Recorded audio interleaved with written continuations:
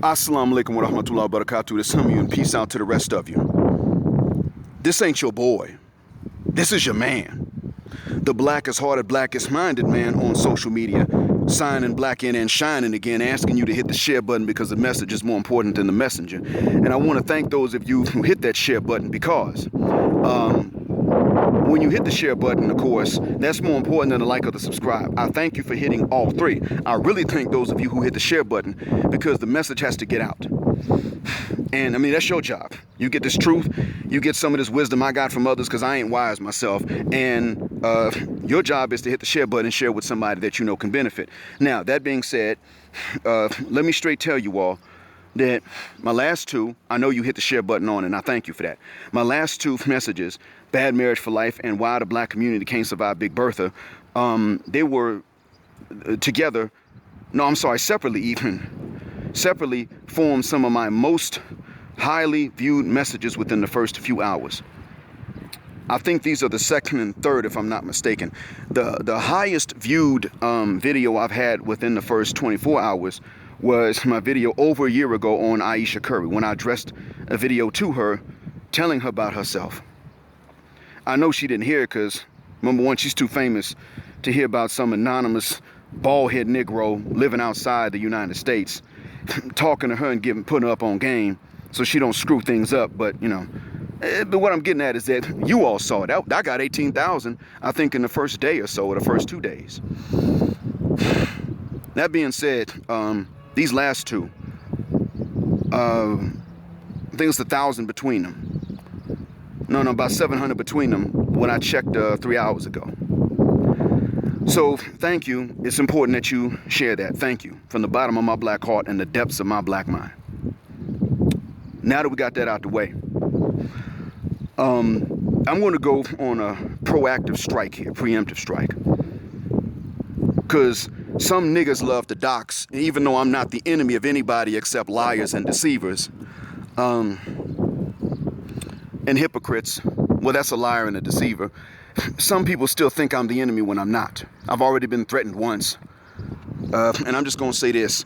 If I am doxxed, I've already saved the money up to sue the hell out of somebody from abroad so that I can have extra security before I go back to the States to visit, because some niggas are crazy and people have been run up on.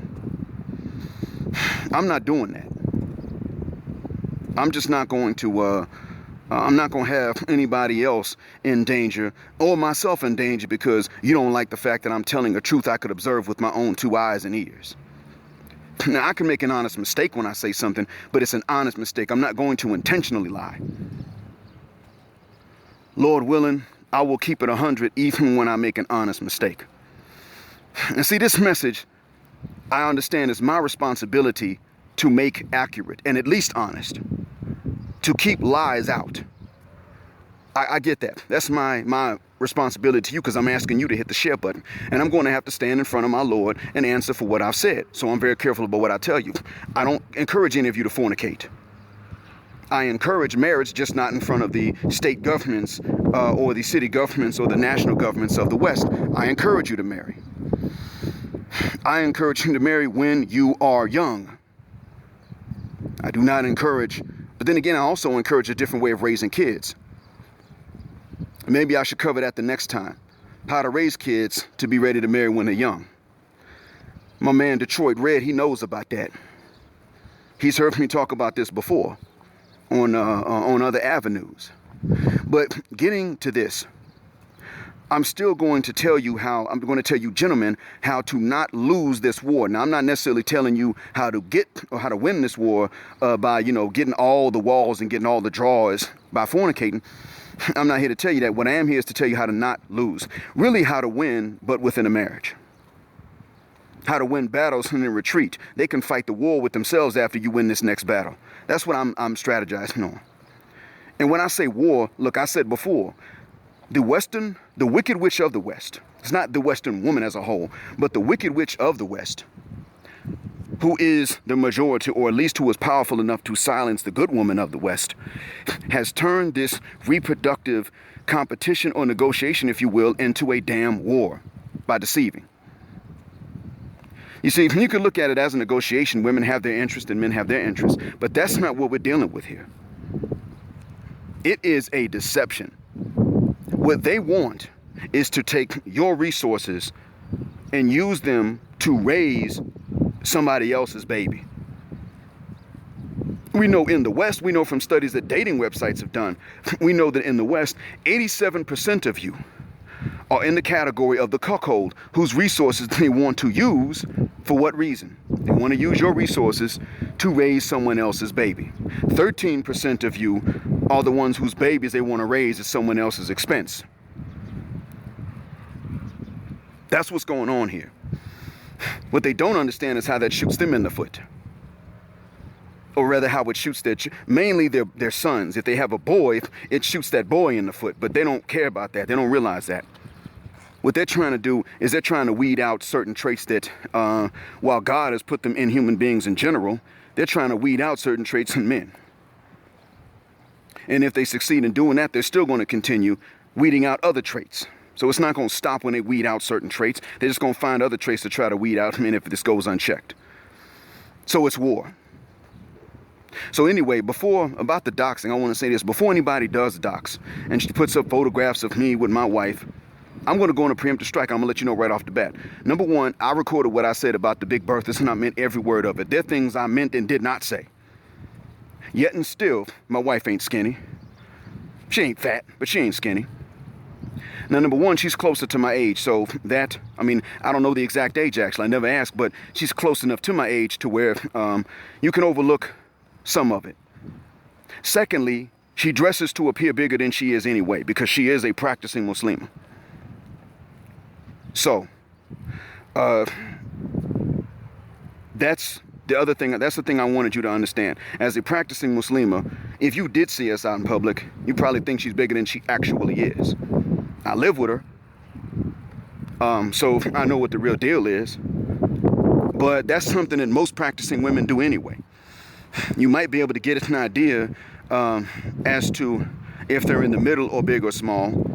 You could get an idea, but generally speaking, they dress to appear bigger than what they actually are, if they're practicing. But then that leads to the next question. Okay, now I know you're gonna say, okay, hold up, black mind. So if your wife, if she's not skinny, and she's on the bigger side of medium, then why are you telling black men in America to avoid these big Berthas, and your wife's close to your age and you're telling them to avoid the old women? Okay, that's a legitimate question to ask. I'm the one that's bringing it up, actually, so that I can answer it for you before you even think to ask it. The reason is because in the West, it's a damn war, like I said. Oh, that's not all. Yeah, it's a war, but that's not all. How is it a war? What does this have to do? What does my recording have to do with the fact that it's a war, like I said before, talking about what C. Boogie said? C. Boogie described a combat situation of deception when he described what really goes on in the depths of women's minds and stuff like that. And then he tried to justify it. And that's why I said, hold up, you're going to sit up and tell us they're fighting a war of deception and you justifying it? You didn't do that on the battlefield. You shot back. If you were one of those that had a gun in the first place. But then there's something else, too. See, in the West, not only is it a war, I want you to look at what the sisters are trying to teach you to appreciate. They're telling you that if you're a real man, you're going to appreciate, like I said yesterday, the extra weight and the extra years, right? Well, let me tell you why you know that's hypocrisy. They themselves have a different attitude when they're young and skinny. Even if they're so skinny that you ain't checking for them when they're young because you're looking for the big booty and the big titties, they still got a different attitude when they're young and skinny. Now, if they're young and thick in all the right places, or young and medium, they just young and fine, of course, I don't have to tell you what the attitude is like. And that's one of the main reasons that young dudes say, man, shook this fit, I'm about to bounce and go elsewhere. That's one of the main reasons. I'm going to tell you now also this. Look, you see the attitude they have just when they're young. Just when they're young, unless they're big, right?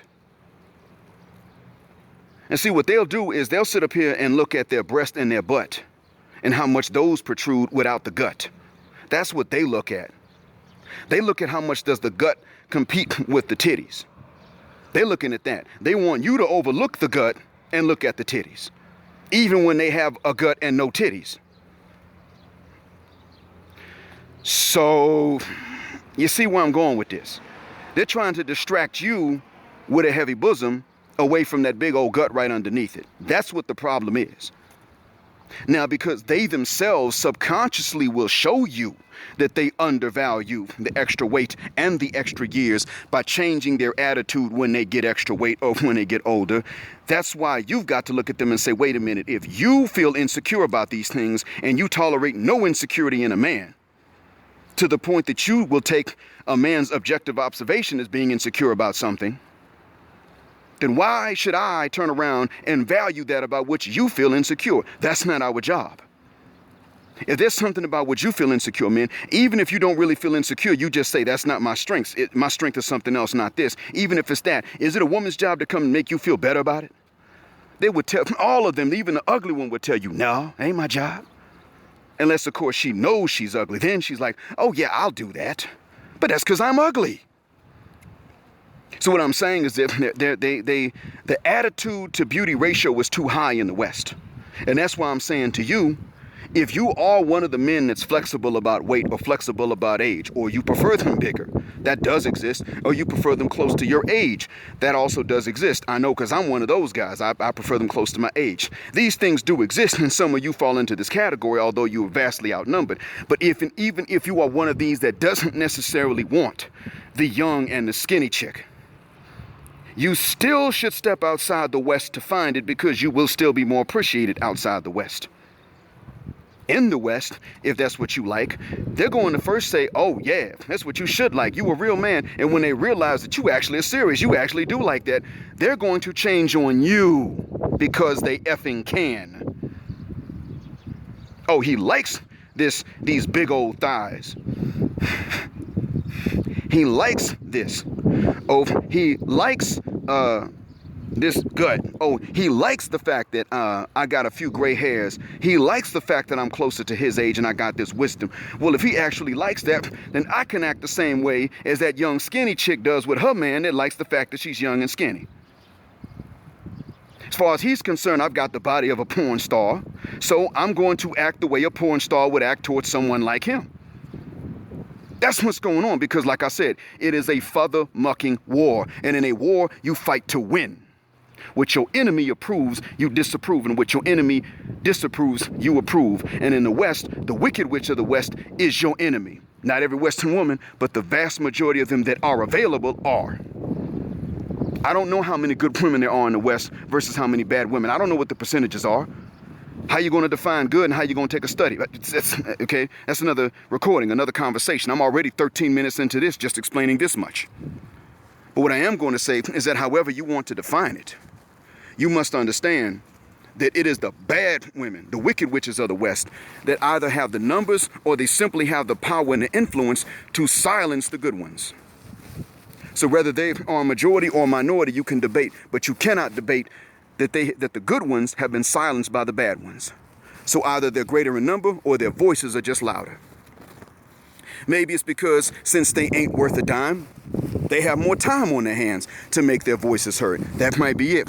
Whatever the case, and you know what? Shout out to Sister Asada Muhammad. She could tell you more about why that is than I could. What I can tell you is that the result is the good ones are silenced and they're not available, except in very rare cases like a lottery ticket, a winning lottery ticket. No, so they're not, I'm sorry, you ain't gonna find that. So what you gotta deal with, gentlemen, under the sound of my voice, is the hyper availability of the bad options. And to be fair, women have to deal with that in men too, but that's because they're also trained to take goodness in a man as weakness too. That's the other thing. So that's another topic too for another recording. The point I'm getting at is you understand this is war and you've got to fight. You're not dealing with, you're not in a garden where most of the snakes are not venomous. You're in a garden where if they aren't venomous, they're not around you.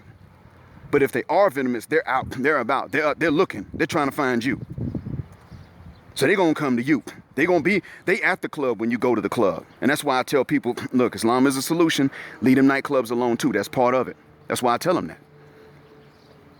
Now, if you want to know what a solution is and why I say that Islam is a solution, I've done recordings on it before, but I'll quickly tell you this. Where I live, where it's still enough of the system when it comes to marriage, There's a verse that says that good men are for the good women and vice versa, and bad men are for the bad women and vice versa. And here, families get involved to match you up with somebody good. And so if there is a divorce, it's supposed to be an amicable divorce. There just was no love. There was no love. I don't hate my brother-in-law because he divorced my sister. He didn't treat her badly. That's the important thing. That's how a lot of these men actually view it. I mean, they have, former in-laws that they can sit down with and have dinner with because their former in-law didn't treat their sisters badly. They just divorced amicably. She wasn't in love or he wasn't in love. Okay, look, we'll end this peacefully. You didn't do anything wrong. There's a system here to match good people up anyway so that good people don't wind up being the prey of bad people. And so you see, what I'm getting at here is that when I say it's a solution, there actually are things in place here to help people to build better families, to help people to avoid, if they're good, to help them to avoid bad folks. That does exist here.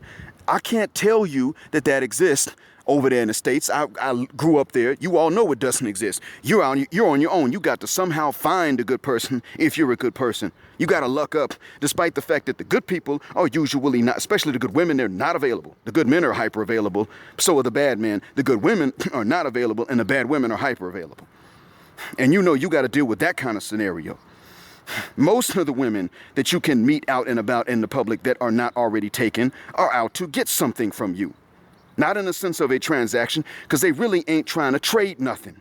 They're trying to take. And 87% of you are the ones from whom they want to take and from whom they feel entitled to take because they've marked you as genetically inferior. And they use more than your jawline to determine that. See, Boogie? They'll take a man's kindness as weakness. You know that. So, yeah, this is my double standard. In the West, I would actually demand that she be young enough to have options in men, but that she be mature enough to trick other people into forgetting how young she is till they look at her. That's a very narrow criteria, but that's what I got to do because this is war. If I found someone like that, I don't have to fight a war with her. I would demand that she be thin. I'm not even into skinny ones like that, but I would demand that in the West because this is when they prize themselves. And so I would say, no, you have to have exactly what women want to have, and you still got to prize me. Otherwise, it's war. I'm telling you that you need to have double standards. One, now I'm not saying that you need to be blue pill for non-Western women. I'm not saying that. What I am saying is that you need to have tougher standards for the Western ones. That's what I'm saying. Because you already know how tough their standards are for you to meet.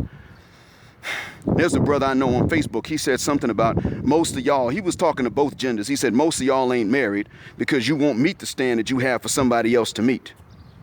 His first name is Muhammad. I'm not going to get into his last name, but his first name is Muhammad. So you're never going to find him, right?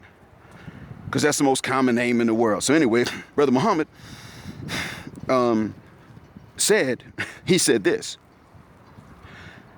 And I was about to write back to him, no, it's not y'all, it's strictly the ladies. It's the women in the West.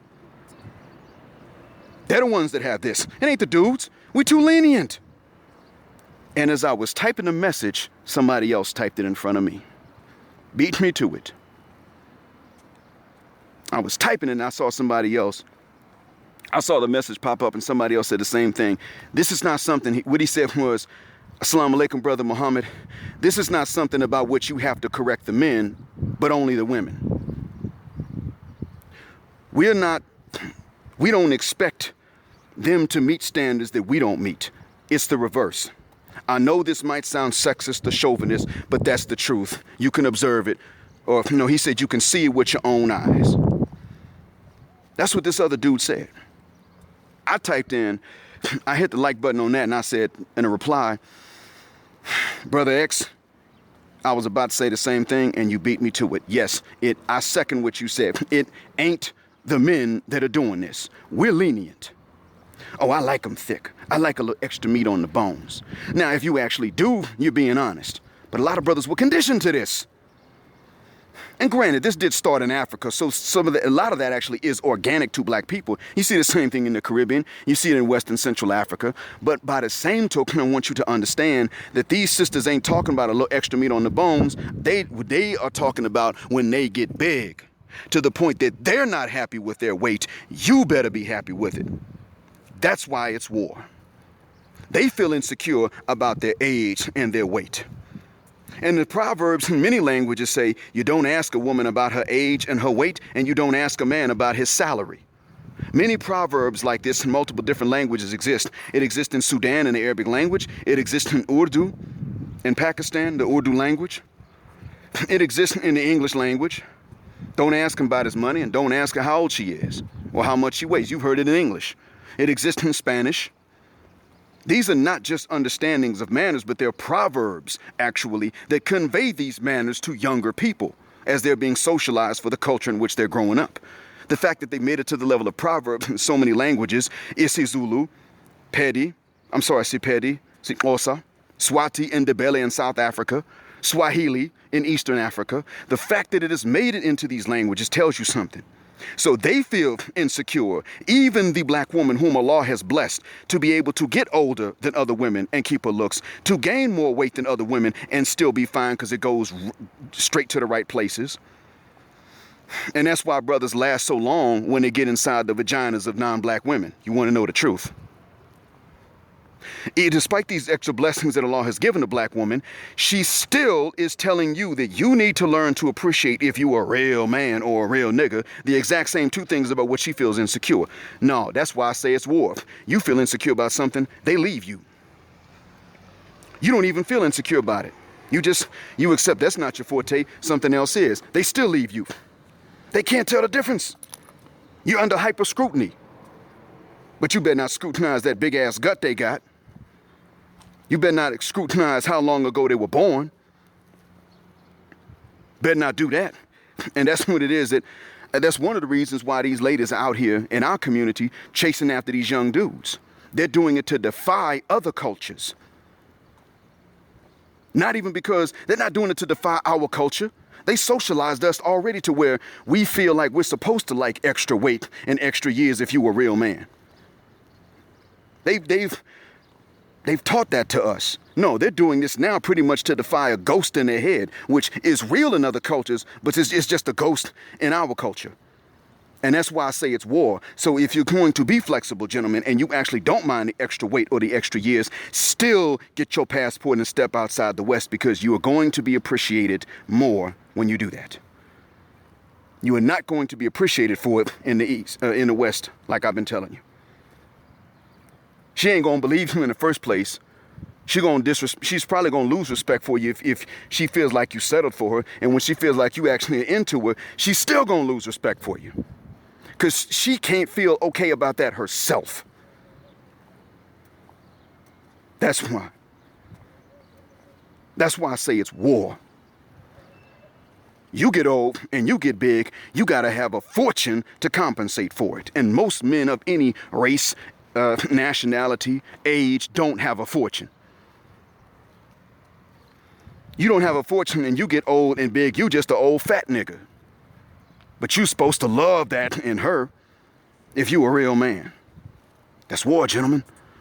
And that's why I say you fight this war to win. And the way you fight that particular battle of the war, then that's until you retreat, of course. And yeah, I am saying run away. Why? Because, you know what? That's part of winning. You run away, what happens? That's the recording for the next one. That's my next recording. Why retreat can lead to victory. But right now I'm telling you, you fight this particular battle, this war, the way I just told you. You simply have standards that are equivalent to their standards that you have to meet. Just being fair, and you will drive away so many of them. But you won't lose the war. You won't even lose this battle. Next recording, why I advocate retreat, meaning SYSBM, as a winning strategy in this war. Thank you for listening. I'm sorry this took 25 minutes. Black heart, black mind, blackout, assalamu alaikum, and black heterosexual, fat, broke male power just because they don't like it.